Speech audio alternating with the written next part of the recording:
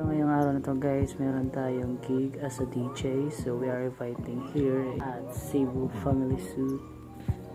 Ayan. Nandito na pala ako sa 3rd floor. Ayan.